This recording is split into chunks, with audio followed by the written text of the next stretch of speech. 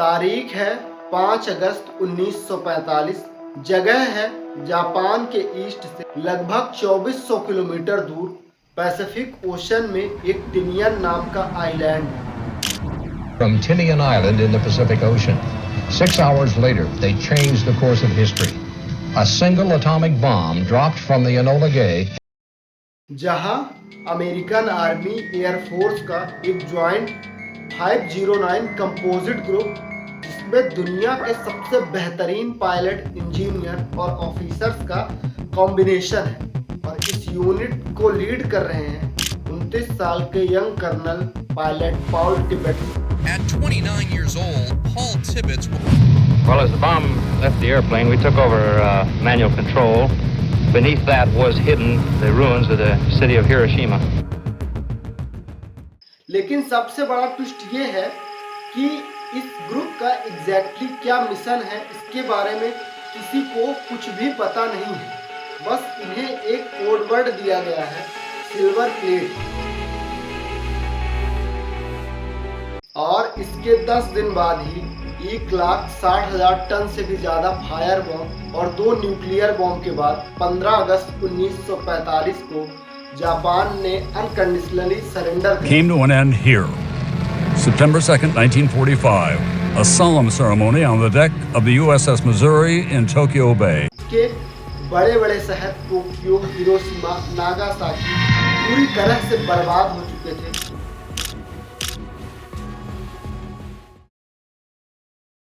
पूरा जापान लगभग खाक में मिल चुका था।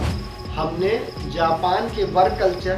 How's the work culture here in Japan? Here I can just switch off my laptop and I need not respond after my work hours.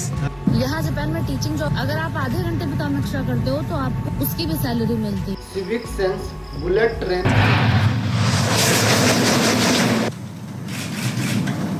Technology, internet speed के बारे में बहुत सुना है, लेकिन जापान एक इनविंसिबल मिलिट्री पावर, एग्रेसिव तरीके से दूसरी कंट्रीज को इन्वेड करना, कैप्चर करना,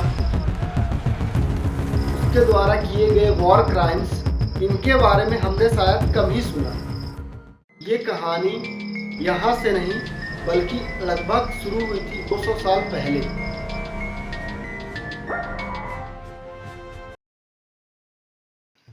तो आखिर कैसे एक न्यूक्लियर डिजास्टर से जापान ने 25 साल के अंदर इतने कम समय में इतने बड़े तो आज के वीडियो में हम ये समझेंगे। और सबसे बेस्ट पार्ट ये है कि जापान खुद तो डेवलप्ड बना ही, लेकिन जापान का मॉडल फॉलो करके south Korea, Hong Kong, Taiwan, Singapore, ये सभी छोटे छोटे देश आज बहुत ही ज़्यादा डेवलप्ड, रिच और प्रॉस्पेरस हैं।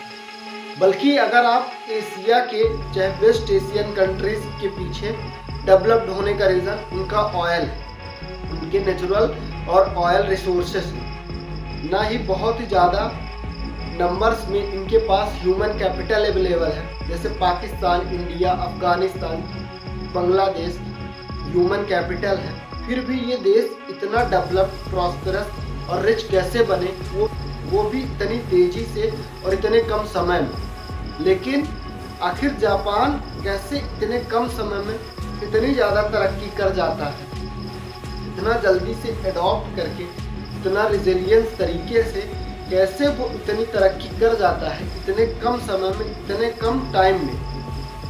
नए टेक्नोलॉजिकल रिवॉल्यूशन के जस्ट बिगिनिंग पर है, आर्टिफिशियल इंटेलिजेंस के। तो फिर आज हम एक यंग और एस्पायरिंग देश के सिटीजन होने के नाते क्या नया सीख सकते हैं, कैसे हम अपने देश को और अपने आप को बेहतर बना सकते हैं, और अपने आप को डेवलप, प्रॉस्पेरस और रिच हम कैसे बना सकते हैं।